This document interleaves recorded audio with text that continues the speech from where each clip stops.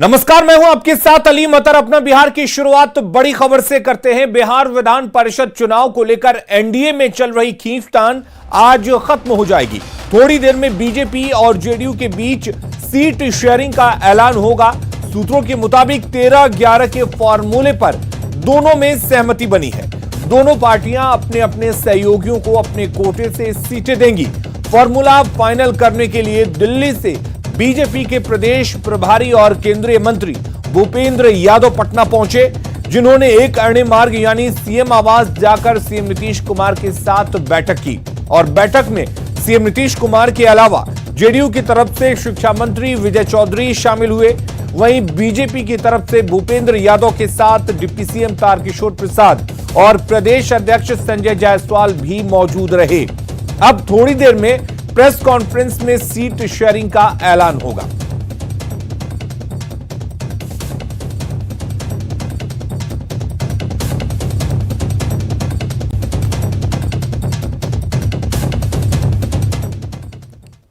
और सुनिए कि भूपेंद्र यादव के साथ सीएम नीतीश की बैठक के बाद डिप्टी सीएम तारकिशोर प्रसाद ने क्या कुछ कहा। और जहां तक बिहार विधान परिषद के स्थानीय निकाय प्राधिकार के चुनाव का प्रश्न है, उसमें दोनों दल के नेता संयुक्त रूप से उसकी घोषणा करेंगे। आज होगी प्रेस कॉन्फ्रेंस, आज ही होगी सर। अब वो दोनों नेता तय करके घोषणा करेंगे। सहमति बन गई सर? हाँ, सहमति बन गई। तो सर कितनी उसकी घोषणा प्रेस कॉन्फ्रेंस में नहीं, इस पर अभी कोई टिप्पणी नहीं करेंगे। वो कब हो गई है ना सर? पहले भी ठीक था, गड़बड़ कहाँ था? तो सर सीटों को लेकर जो विवाद चल रहा था नहीं, कोई विवाद तो नहीं चल रहा था, हम लोग विमर्श कर रहे थे। तो बीजेपी को 13 सीटें और जेडीयू को 11 सीटें मिल सकती हैं। और सूत्रों के हवाले से यह बड़ी खबर हम आपको इस वक्त बता रहे हैं। अब से थोड़ी देर में दोनों ही पार्टियों की तरफ से संयुक्त प्रेस कॉन्फ्रेंस किया जाएगा और प्रेस कॉन्फ्रेंस में इस बात का ऐलान भी कर दिया जाएगा। 13-11 के फॉर्मूले पर दोनों पार्टियों के बीच सहमति बनी है। और शैलेंद्र हमारे साथ जुड़े हुए हैं। शैलेंद्र, क्या यह फॉर्मूला तय हो चुका है 13 और 11 का? बस औपचारिक ऐलान होना बाकी रह गया है।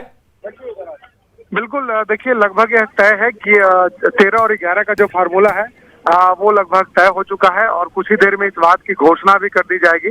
खबर ये भी आ रही है कि लोजपा को एक सीट दी जानी है इसमें और वैशाली की सीट लोजपा को दी जाएगी और इस बात की भी अभी घोषणा होनी है। और थोड़ी ही देर में जदयू और बीजेपी के नेताओं की संयुक्त प्रेस कॉन्फ्रेंस भी शुरू होने वाली है, जिसमें 24 सीटों पर ऐलान कर दिया जाएगा। हालांकि जानकारी है कि अभी उम्मीदवारों की सूची का ऐलान नहीं किया जाएगा, लेकिन कौन सीट और कितने सीट किसके खाते में गए हैं इस बात का ऐलान अभी किया जाना है। और बीजेपी के बिहार प्रभारी भूपेंद्र यादव बिहार दौरे पर है। इस दौरान उन्होंने मुख्यमंत्री नीतीश कुमार से मुलाकात की, अपने पार्टी के नेताओं के साथ भी कल उन्होंने बैठक की। और जब चीजें तय हो गई उसके बाद आज ये प्रेस कॉन्फ्रेंस आयोजित की जा रही है। पहले भी ये कहा गया था कि समय रहते ही एनडीए के जो उम्मीदवार होंगे उसकी घोषणा कर दी जाएगी, लेकिन इस बीच एक बड़ी जानकारी है कि मुकेश सहनी वीआईपी पार्टी और हम को फिलहाल अभी जगह नहीं दी जा रही है। इस बात की भी जानकारी अभी मिल रही है। हालांकि इस बात की भी घोषणा अभी की जाएगी कि इन दोनों पार्टियों के साथ क्या किया जाएगा, इन दोनों पार्टियों को उम्मीदवार दिया जाएगा या नहीं दिया जाएगा। लेकिन अभी तक जो जानकारी आई है उस जानकारी के अनुसार वीआईपी पार्टी और हम जीतन राम मांझी की पार्टी को इन 24 सीटों में जगह नहीं दी गई है। जी चलिए, बहुत बहुत शुक्रिया शैलेंद्र, आप नजर बनाए रखिए और हम लगातार जानकारी से जुड़ी हुई अपने दर्शकों तक पहुंचाते रहेंगे। लेकिन इस वक्त जो बड़ी खबर है वो हम आपको बता दें कि 11 और 13 के फॉर्मूले पर सहमति बन गई है, बस औपचारिक ऐलान होना बाकी रह गया है। और साथ ही यह भी जानकारी दे दें, मुकेश सैनी की पार्टी वीआईपी और जीतन राम मांझी की पार्टी हिंदुस्तानी अवाम मोर्चा यानी कि हमको इसमें कोई जगह नहीं मिलेगी। और इधर एमएलसी चुनाव 7 लड़ने को लेकर विपक्ष में अभी तक सहमति नहीं बन पाई है। कांग्रेस की नजर अभी भी लालू प्रसाद पर टिकी हुई है। बिहार कांग्रेस के अध्यक्ष मदन मोहन झा ने कहा कि गठबंधन को लेकर बातचीत हो रही है। बात ऊपरी स्तर में कहीं न कहीं हो रही है, लेकिन अभी तक जो बात होनी चाहिए। मुझसे अभी तक कोई बात नहीं हुई है। जब बात होगी तो बैठ के न होगी, मान लो चलते फिरते तो नहीं बात होती है। तो अभी तक जो कंक्रीट कहीं बात होनी चाहिए वो नहीं हो पाई। लेकिन क्योंकि वहाँ के लोगों का जो राय है, जो अपना लड़ना चाहते हैं, वैसा 10-12 उम्मीदवार जरूर हैं जो लड़ने के लिए इच्छुक हैं और वो अपना अपना आवेदन सदाकत आश्रम में हमारे कार्यालय में दिए हुए हैं। को लगता है तेजस्वी जी शायद बाहर गए हुए हैं, आए नहीं थे।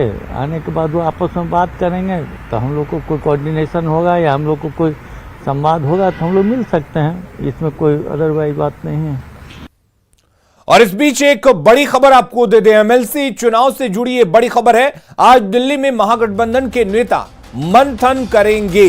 दिल्ली में लालू प्रसाद से मिलेंगे कांग्रेस के वरिष्ठ नेता प्रतिपक्ष तेजस्वी यादव भी इस दौरान मौजूद रहेंगे। और लालू से मुलाकात के बाद राहुल गांधी से भी कांग्रेस के नेता मिलेंगे। यानी कि एमएलसी चुनाव को लेकर महागठबंधन के बीच क्या कुछ सहमति बनती है, इस बैठक के बाद यह तय हो पाएगा। हालांकि विपक्षी पार्टियों की नजर लालू यादव के फैसले पर है और यही वजह है कि लालू प्रसाद से कांग्रेस के वरिष्ठ नेता मुलाकात करेंगे।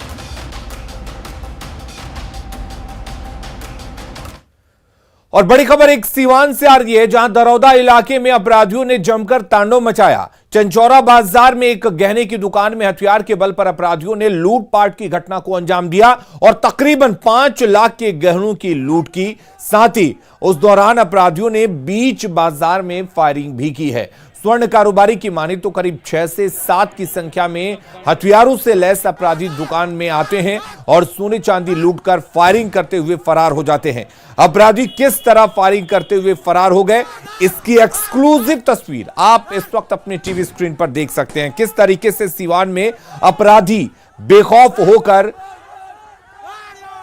पहले एक ज्वेलरी शॉप को लूटते हैं, उसके बाद से अपराधी फायरिंग करते हैं, बीच बाजार में फायरिंग करते हुए फरार हो जाते हैं।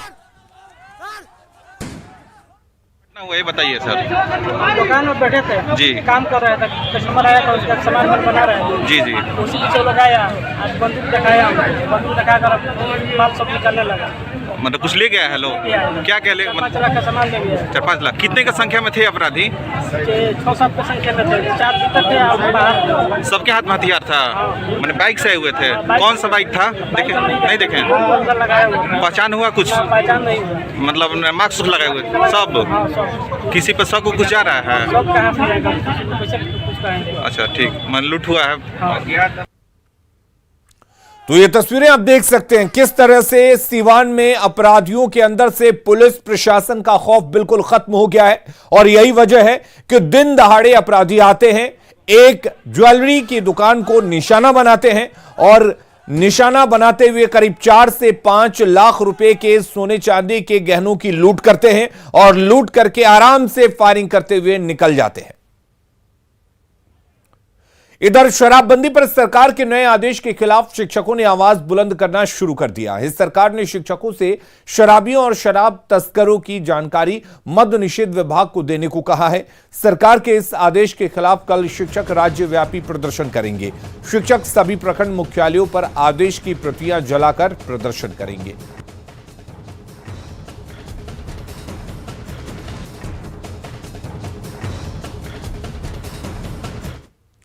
शिक्षा विभाग के फरमान से नाराज शिक्षकों ने अब मधुशाला की निगरानी के लिए सभी 4 लाख शिक्षकों के लिए बॉडीगार्ड मुहैया कराने की मांग की है। साथ ही शिक्षा विभाग के आदेश को तुगलकी फरमान बताया है। शिक्षकों से बात की न्यूज 18 संवाददाता रजनीश कुमार ने। शिक्षा विभाग के एक आदेश के बाद शिक्षकों में हड़कंप मच गया है। शिक्षा विभाग ने जो आदेश दिया है कि अब शिक्षक पाठशाला के अलावा मधुशाला की भी निगरानी करेंगे, जिसके बाद शिक्षक एकजुट हो गए हैं और आंदोलन की चेतावनी दे रहे हैं। तो राजधानी के ऐसे शिक्षक हमारे साथ मौजूद हैं, शिक्षक नेता भी हैं जो पाठशाला में इस वक्त शिक्षा दे रहे हैं, लेकिन अब मधुशाला की कैसे निगरानी करेंगे जरा बात करते हैं। क्या कहेंगे? एक बड़ा जवाबदेही, आप लोगों को बड़ी जवाबदेही मिल गई। बस एक ही उल्लू काफी था बर्बाद गुलिस्ता करने को। हर शाख पे उल्लू बैठा है, अंजाम गुलिस्ता क्या होगा। सरकार के शिक्षा विभाग बिहार सरकार के द्वारा जो यह फरमान जारी किया गया है, यह पूरे का पूरे तुगलकी फरमान है। अब बताइए साहब कि शिक्षकों को स्पाई के रूप में शराब पीने वाले लोगों को डिटेक्ट करने के लिए ड्यूटी लगाई गई है।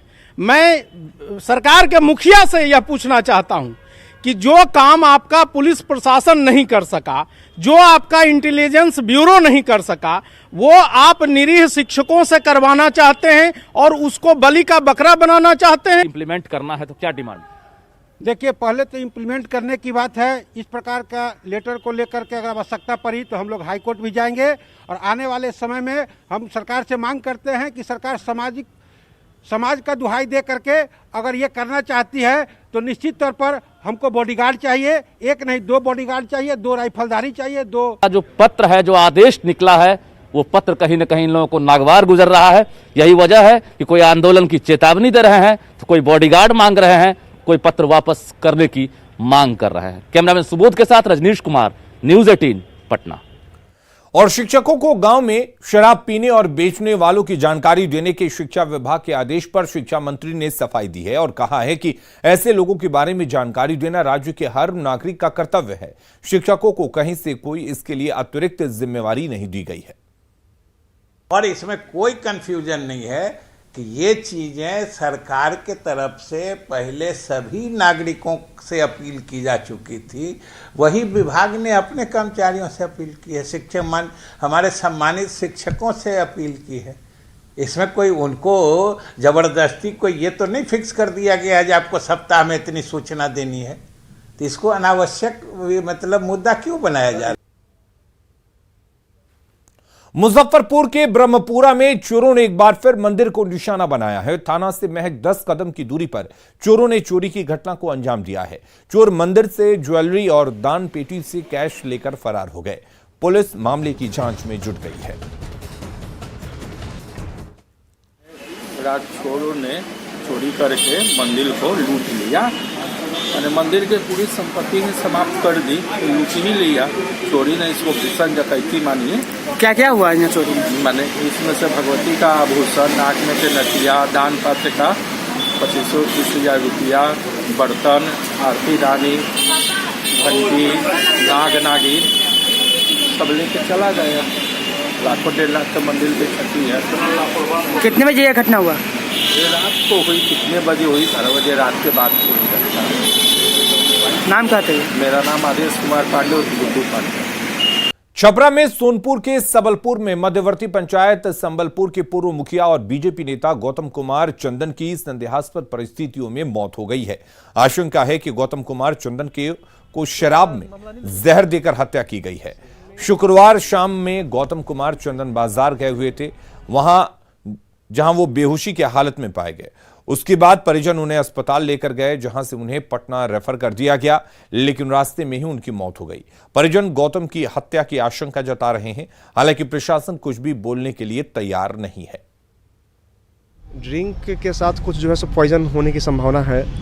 किस तरह का ड्रिंक बना? शराब पीते थे? हाँ, ड्रिंक तो थोड़ा बहुत करते ही थे, लेकिन अभी उसमें हम लोग का शंका कि कोई पॉइजन वाइजन दिया है उसमें। शराब में मिला? हाँ, शराब में मिला। कटिहार में मिट्टी से मनी बनाने का खेल जोरों पर है और मिट्टी माफिया अंधाधुंध मिट्टी की कटाई कर रहे हैं और अधिकारियों की मिलीभगत से इसे अंजाम भी दिया जा रहा है। नदी के कटाव वाले इलाके में भी मिट्टी माफिया जेसीबी से मिट्टी की कटाई कर रहे हैं, जिससे बड़ी आबादी पर खतरा पैदा हो गया है। स्थानीय प्रशासन को लालच देकर मिट्टी माफिया उन्हें अपना पार्टनर बना रहे हैं, जिससे मिट्टी के खेल पर अंकुश लगना बहुत मुश्किल हो गया है।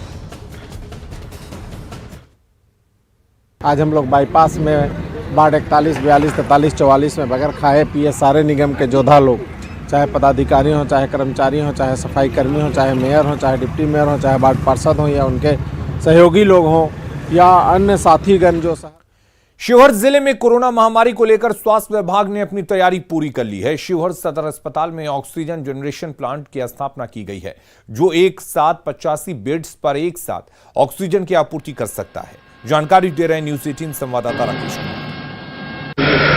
पूरे सूबे में कोरोना संक्रमण का खतरा लगातार बढ़ता जा रहा है और मैं इस वक्त मौजूद हूं शिवहर सदर अस्पताल में और शिवहर जिले में भी कोरोना संक्रमण का खतरा लगातार बढ़ता जा रहा है, लेकिन स्थिति अभी विस्फोटक नहीं है। लेकिन इसको लेकर जो स्वास्थ्य विभाग के अधिकारी हैं वो पूरी तरीके से अलर्ट मोड में है और शिवहर सदर अस्पताल में वो तमाम तरह की व्यवस्था को पूरा कर लिया गया है, जिसके कारण आने वाले दिनों में किसी तरीके की परेशानी ना हो। यहाँ पर ऑक्सीजन जनरेशन प्लांट का निर्माण किया गया है, जो 85 जो बेड है उस पर ऑक्सीजन का आपूर्ति करा सकता है और इस ऑक्सीजन जनरेशन प्लांट के जरिए आने वाले समय में किसी तरीके की परेशानी नहीं होगी। पिछले दफा देखा गया था कि ऑक्सीजन की कमी के कारण काफी तादाद में लोगों को परेशानी हुआ था और कई लोगों की मौत हो गई थी, लेकिन यहाँ पर अब इस तरह के हालात नहीं है। ऑक्सीजन जनरेशन प्लांट के जरिए अब लोगों की जिंदगी बचाई जा सकती है। जहां हम लोग यहाँ मौजूद हैं और यहाँ हवा से ऑक्सीजन को लेकर के मशीन शुद्ध कर करके और वो 93-95% प्योरिटी करके हम लोग बेड पर पहुंचाते हैं। कितने बेड तक जाती है? ये 85 बेड पर अभी पहुंच रहा है। यही कारण है कि शिवहर सदर अस्पताल समेत तमाम जो स्वास्थ्य विभाग के अधिकारी हैं वो लगातार लगे हुए हैं कोरोना को बेहतर को मात देने में, और यही कारण है कि शिवहर सदर अस्पताल में ऑक्सीजन जनरेशन प्लांट लगाया गया है ताकि आने वाले समय में किसी भी मरीजों को परेशानी न हो और सभी व्यवस्था ठीक ठाक से काम करे। राकेश रंजन, न्यूज 18, शिवहर।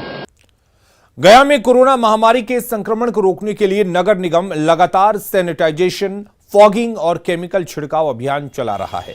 शनिवार को नगर निगम के वार्ड संख्या 41, 42, 43 और 44 में सैनिटाइजेशन अभियान चलाया गया, जहां मेयर, डिप्टी मेयर सहित निगम के कई वार्ड पार्षद, सफाई कर्मी और अधिकारियों ने अपने हाथों से घरों, दुकानों और गलियों को सैनिटाइज करने का काम किया। शक्तिपीठ, मां मंगला गौरी और विष्णुपद मंदिर को भी सैनिटाइज किया गया। इस दौरान विभिन्न मोहल्लों में कोरोना योद्धाओं का लोगों ने जबरदस्त स्वागत किया। महिलाएं सड़कों और मकान की छतों पर से पुष्प वर्षा करती दिखी।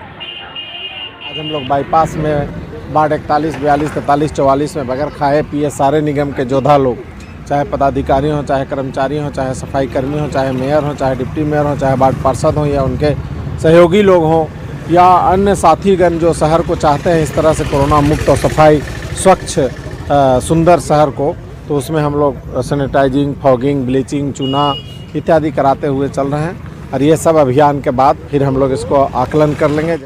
और अब सीधे लिए चलते हैं आपको पटना, जहां बीजेपी और जेडीयू संयुक्त प्रेस कॉन्फ्रेंस कर रही है एमएलसी चुनाव को लेकर। कैबिनेट शिक्षा मंत्री श्री विजय चौधरी जी, जनता दल यूनाइटेड के बिहार के प्रदेश अध्यक्ष श्री उमेश कुशवाहा जी, इस प्रेस कॉन्फ्रेंस में उपस्थित सभी भाजपा और जदयू के पदाधिकारी और सभी माननीय प्रेस के साथियों, आप सब जानते हैं कि विगत 7 महीनों से विधान परिषद के चुनाव अभी तक हो नहीं पाए हैं और एक समझौता भाजपा और जनता दल यूनाइटेड में आज हुआ है और विधान परिषद की सीटों को लेकर के हमने एक बंटवारा तय किया है। मैं आज अनुरोध करता हूं कि इस देश के माननीय केंद्रीय मंत्री श्रम संसाधन एवं वन एवं पर्यावरण श्री भूपेंद्र यादव जी से कि वह इस प्रेस वार्ता में को संबोधित करें।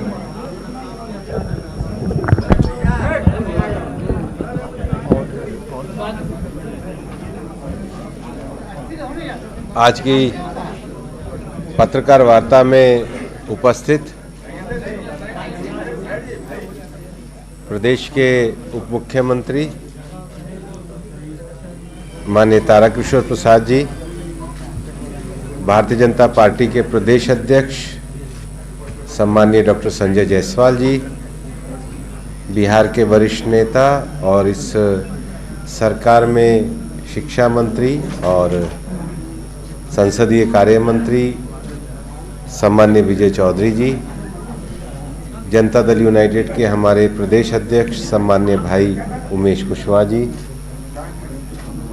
पत्रकार बंधुओं, भारतीय जनता पार्टी और जनता दल यूनाइटेड की सरकार विगत 4 विधानसभा चुनाव में लगातार जनता का आशीर्वाद लेकर के बिहार की सेवा में कार्य कर रही है। इस शासन की प्रक्रिया में बिहार की अनेक व्यवस्थाओं में सुधार, सामाजिक सुधार, बिहार के विकास को आगे बढ़ाने के लिए माननीय नीतीश कुमार जी के नेतृत्व में हमारी सरकार पूरी तरीके से प्रतिबद्धता के साथ कार्य करती रही है। दोनों दल आपस में एक दूसरे को सम्मान देते हुए और एक ही मिशन के नाते कि बिहार में सबका साथ सबका विकास के लक्ष्य को आगे बढ़े, लगातार निरंतर विगत 16 वर्षों से माननीय मुख्यमंत्री जी के नेतृत्व में लगे हुए हैं। केंद्र में माननीय प्रधानमंत्री जी श्री नरेंद्र मोदी जी के नेतृत्व और मार्गदर्शन में अनेकों विकास और कल्याणकारी योजनाएं बिहार के लिए विशेष रूप से लागू हुई हैं। आज सुबह भी मैं केंद्र सरकार के श्रम विभाग के द्वारा बने हुए ESIC के अस्पताल जो और मेडिकल कॉलेज जो बिहटा में स्थापित किया गया और जिसका शीघ्र ही आने वाले समय में उसका उद्घाटन करने गया था और आज उसके उद्घाटन होगा, उसका आज मैं निरीक्षण करने गया था। इस मेडिकल कॉलेज का शीघ्र ही उद्घाटन भी किया जाएगा, एक बड़ा कार्यक्रम किया जाएगा। लेकिन आज उसके निरीक्षण करने के बाद मुझे इस बात की संतुष्टि हुई कि श्रम विभाग द्वारा जो ESIC का मेडिकल कॉलेज बनाया गया जिसको इस वर्ष से छात्रों के एडमिशन से प्रारंभ किए जाएंगे, उसमें सभी उपकरण एक बहुत अंतर्राष्ट्रीय मानक के हिसाब से लगे हुए हैं। आज हमारी माननीय मुख्यमंत्री श्री नीतीश कुमार जी से वार्ता हुई और आने वाले समय विधान परिषद के चुनाव में दोनों दल मिलकर के चुनाव लड़ेंगे। आने वाले समय में विधान परिषद की 24 सीटों का चुनाव होने वाला है। 13 सीटों पर भारतीय जनता पार्टी और उसमें से एक सीट भारतीय जनता पार्टी लोक जनशक्ति पार्टी जिसके अध्यक्ष श्री पशुपति पारस जी हैं, पशुपति पारस जी की लोक जनशक्ति पार्टी को एक सीट देंगे। 11 सीटों पर जनता दल यूनाइटेड ने लड़ने का तय किया। आपसी सहमति से हमारा ये निर्णय हुआ है और इस प्रकार से 11 सीटें जनता दल यूनाइटेड, 13 सीट, लेकिन उसमें से एक सीट भाजपा अपने सहयोगी को देगी, तो 12, 11 और 1 इस क्रम में हम लोग इस विधान परिषद चुनाव को लड़ेंगे। और हमारा ये मानना है कि विगत 4 चुनाव में जिस प्रकार से बिहार की जनता ने हमको आशीर्वाद दिया है, विधान परिषद चुनाव में भी जनता का समर्थन और आशीर्वाद हमारे इस मजबूत गठबंधन को मिलेगा। मैं विजय चौधरी जी से भी आग्रह करूंगा कि वो भी जदयू की ओर से आपको इसके बारे में संबोधित करें।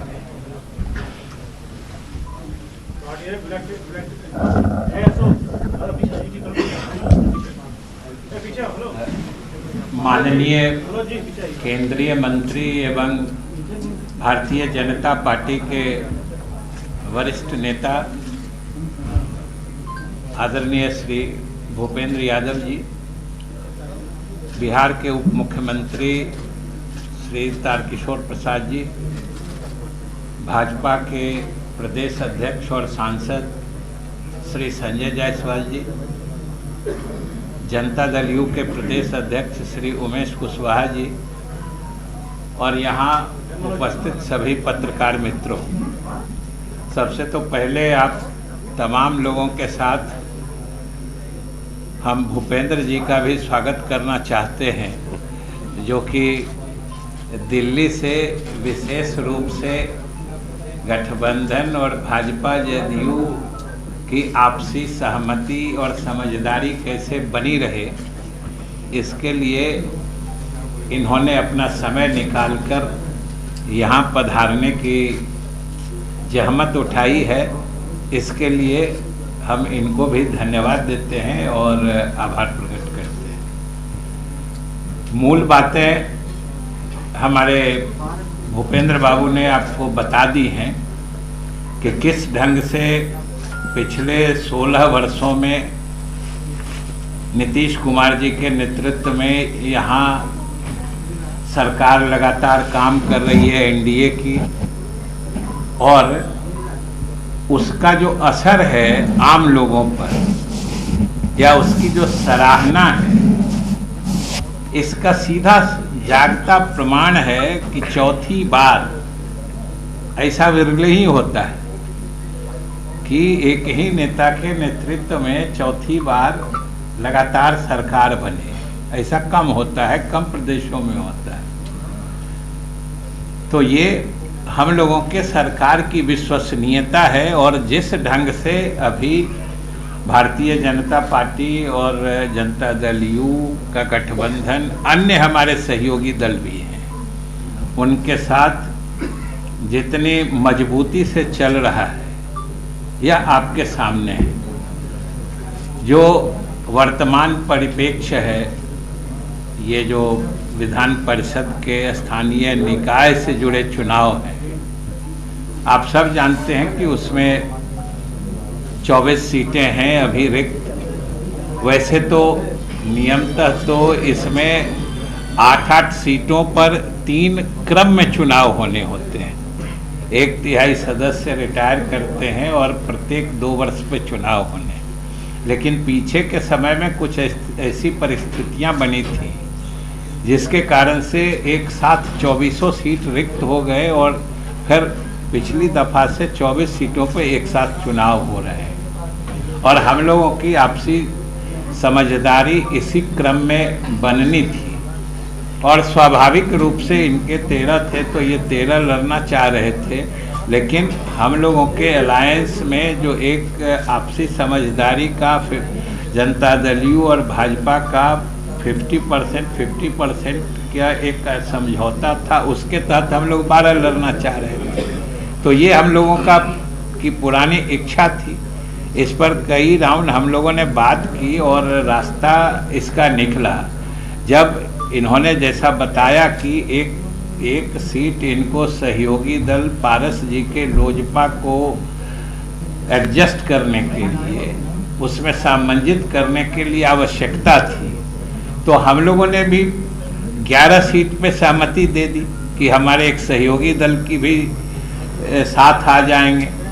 तो जैसा कि उन्होंने बताया कि 12 पे भाजपा लड़ेगी, 11 पे हम लोग लड़ेंगे, और 1 सीट पर हमारे लोजपा पारस जी वाली लोजपा के उम्मीदवार लड़ेंगे। तो इस तरीके से ये समझिए कि एक बहुत ही अच्छा आपसी समझदारी का और बड़ा ही मजबूत निर्णय है। इससे कई तरह की भ्रांतियां भी दूर होगी, और आप लोगों के भी जो कयास चल रहे थे, ये उस पर भी एक तरह से आज से विराम लगेगा। और हम आपको आज कम से कम अपने 11 सीट बता देना चाहते हैं। ये भी क्लियरिटी ही आ जाएगी आप लोगों को, कोई फिर दुविधा नहीं रहेगी कि 11 सीट जो जदयू का हम लोग लड़ेंगे वो आपको बता देते हैं। शेष 13 इनको लड़ना है, उसमें से एक जो सीट अपने उनको देंगे ये दे देंगे। दोनों पढ़ दें, तो हम दोनों ही पढ़ देते हैं। जब इन्होंने अपने सीटों का भी विवरण पढ़ने का अधिकार दे दिया तो मैं उसे भी पढ़ देता हूँ। जो जब इन्होंने अधिकार दिया है तो स्वाभाविक रूप से इन्हीं का पहले पढ़ते हैं कि भारतीय जनता पार्टी लड़ेगी जिन 12 सीटों पर, 12 और 1 13 जो पारस जी का है। तो भारतीय जनता पार्टी रोहतास पहला, दूसरा औरंगाबाद, तीसरा सारण, चौथा सिवान, 5वां दरभंगा, 6ठा पूर्वी चंपारण, 7वां किशनगंज, 8वां कटिहार, 9वां सहरसा, 10वां गोपालगंज, 11वां बेगूसराय, 12वां समस्तीपुर, 13वां वैशाली, जो ये अपने सहयोगी दल पारस जी के लोजपा को दे रहे हैं। अब इसके अलावा जो 11 सीटें हैं जो जनता दल यू लड़ेगी, उसमें पहला है पटना, दूसरा भोजपुर, तीसरा गया, चौथा नालंदा, 5वां मुजफ्फरपुर, 6ठा पश्चिम चंपारण, 7वां सीतामढ़ी, 8वां भागलपुर, 9वां मुंगेर, 10वां नवादा, 11वां मधुबनी।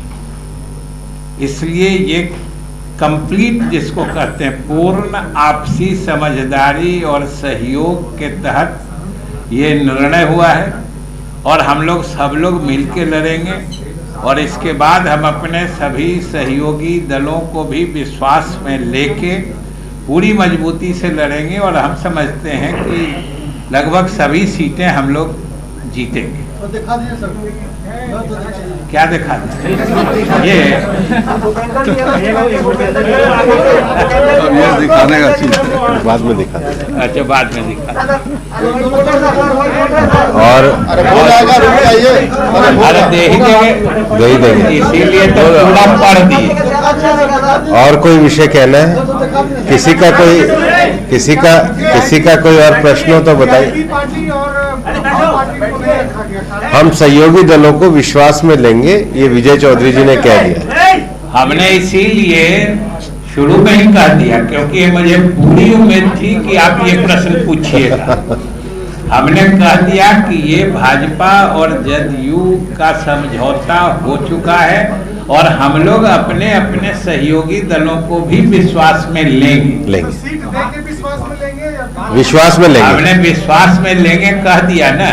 ये तो हमारे विश्वास पर निर्भर करता है ना। जी, सैनी ने कहा है कि अगर सीट नहीं मिलता है तो 2400 सीट पर हम लोग चुनाव लड़ेंगे। हम विश्वास में लेंगे,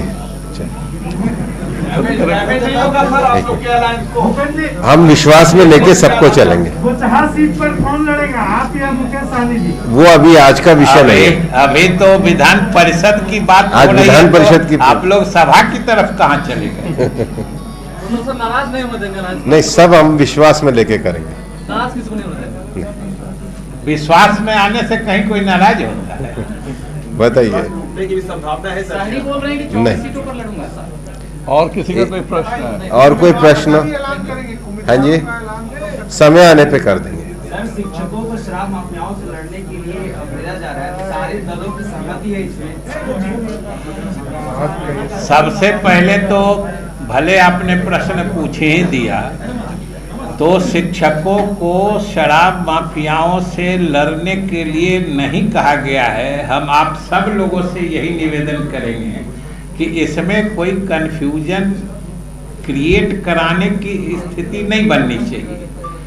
बात साफ है कि ये कोई नई बात तो है नहीं। पूरी बिहार सरकार की तरफ से बिहार की जनता से, बिहार के नागरिकों से अपील किया जा चुका था कि जहां कहीं कोई आपको शराब पीते नजर आए, कोई शराब में व्यापार करते नजर आए, कोई शराब का स्टॉक रखे पता चले आपको, तो उसकी सूचना आप सरकार को दीजिए। सरकार आपका नाम, आपका पता गोपनीय रखेगी और कार्रवाई करेगी। जब पूरे बिहार सरकार की तरफ से बिहार के सभी नागरिक तो न्यूज 18 की खबर पर एक बार फिर से मुहर लगी है और जितनी सीटें न्यूज 18 की तरफ से बताई गई थी उतनी ही सीटों के फॉर्मूले पर आपसी सहमति बन गई है। और वो करते हैं इस वक्त झारखंड के धनबाद से आ रही बड़ी खबर की। स्वर्गीय विनोद बिहारी महतो के परिवार में मारपीट हुई है। झारखंड के कद्दावर नेता रहे हैं विनोद बिहारी महतो। विनोद बिहारी महतो की 2 बहुओं में मारपीट हुई है।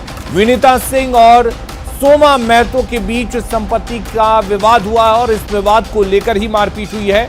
चिरागोड़ा स्थित आवास में जमकर तोड़फोड़ की गई है। और मारपीट में बड़ी बहू विनीता सिंह और पोता गंभीर रूप से घायल हो गए हैं, जिन्हें अस्पताल में भर्ती करवाया गया है। सदर थाना में मारपीट की शिकायत भी की गई है।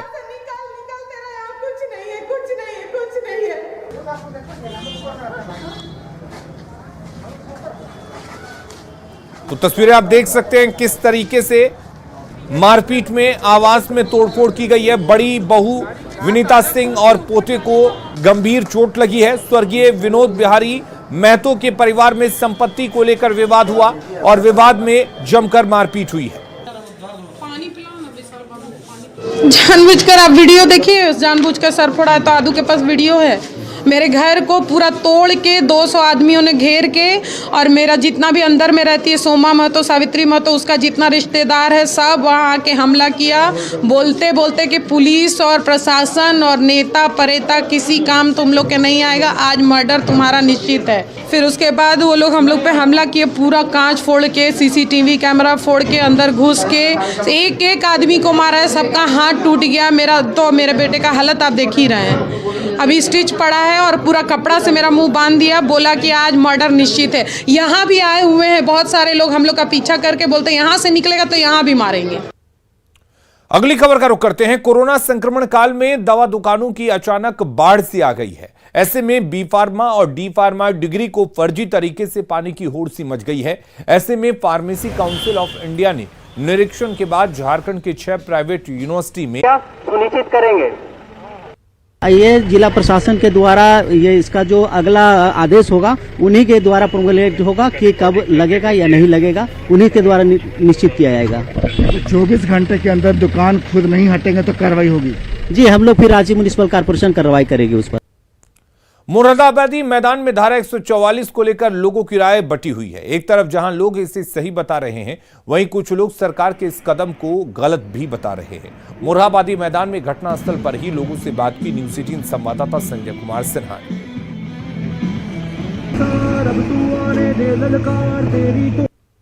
रांची के मोरहाबादी मैदान में गुरुवार को गैंगवार की घटना के बाद धारा 144 लगा दी गई है और धारा 144 के तहत अब रांची के मोरहाबादी मैदान में तमाम चीज़ों पर अब प्रतिबंध लग चुका है। हम इस समय आपको दिखा रहे हैं कि जिस जगह पर गोलीबारी की घटना हुई थी हम उसी जगह पर खड़े हैं।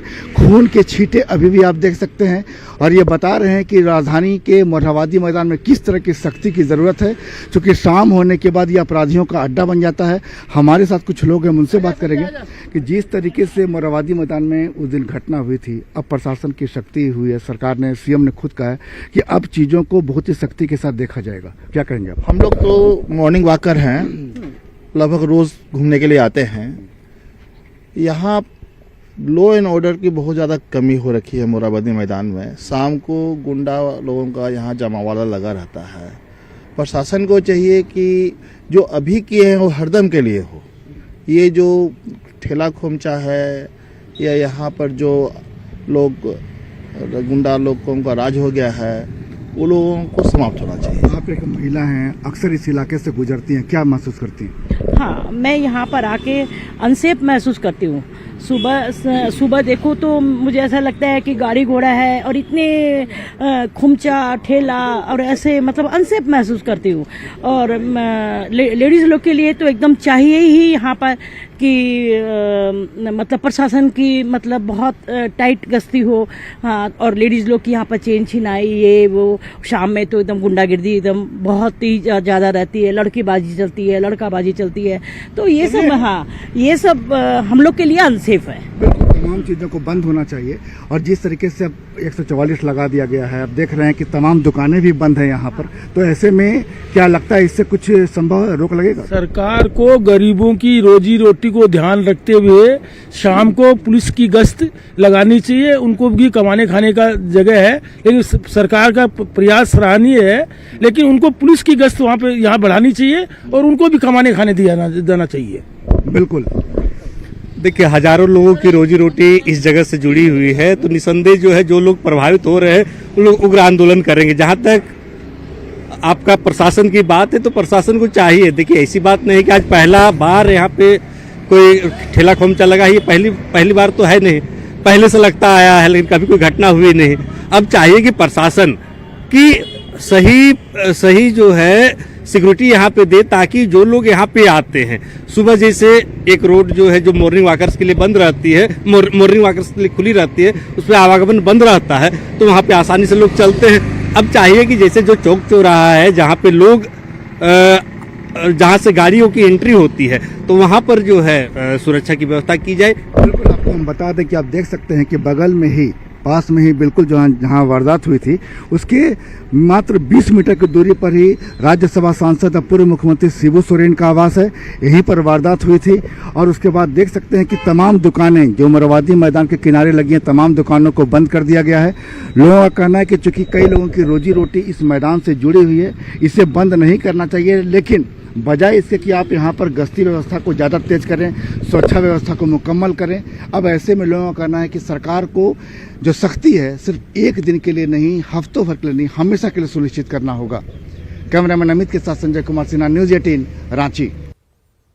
खबरें लगातार जारी है, जल्द लौटते हैं।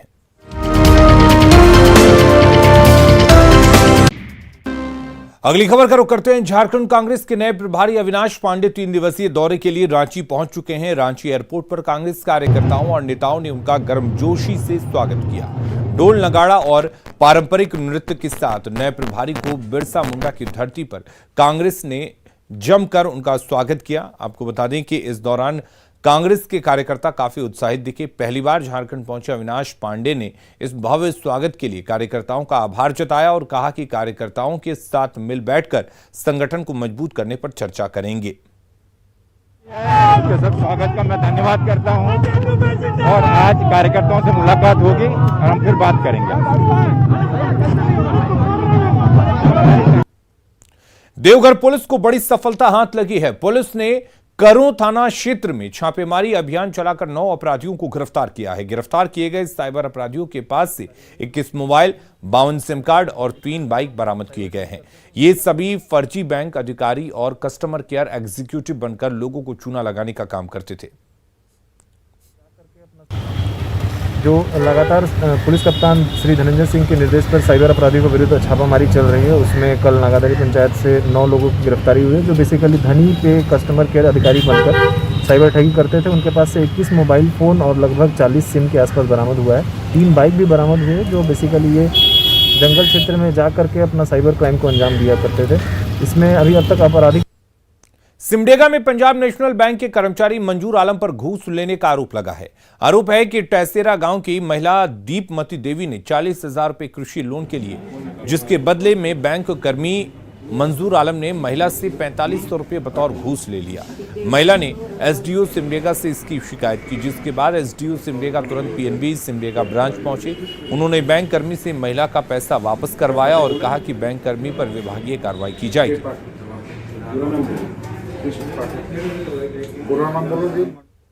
शिकायत प्राप्त हुई थी, जिसमें ये पता चला कि पीएनबी में एक महिला जो केसीसी लोन ली हुई थी 40,000 रुपया, उसे 4,500 रुपया एक बिजनेस कॉरेस्पॉन्डेंट है मंसूर आलम करके उन्होंने लिया है, मंजूर आलम। तो जब यहाँ पर मैं आया तो उसमें उनसे पूछताछ की तो उन्होंने कमिट किया कि हाँ मैंने लिया है। फिर उन्होंने उसको पैसा लौटा दिया है और इसमें कार्रवाई करने के लिए फिर हम लोगों ने एलडीएम साहब को बुला लिया है और थाना प्रभारी हैं, फिर आगे निश्चित रूप से कार्रवाई की जाएगी। नहीं, ये काफ़ी दुखद है कि बैंकों में जिसको लोन मिल रहा है उसके द्वारा कुछ प्राइवेट लोगों द्वारा वसूली की जा रही है कि आपको लोन दिया गया, कुछ हम लोगों को चाय पानी के लिए खर्चा दीजिए। काफ़ी दुखद है। एक घटना ऐसा हमारे संज्ञान में भी आया है। इस पर जो भी विभागीय कार्रवाई होगी हम लोग उसके लिए पूरी तत्परता से कार्रवाई करने के लिए तैयार हैं। खबरें लगातार जारी हैं, अब बने रहिए न्यूज़ 18 बिहार झारखंड के साथ।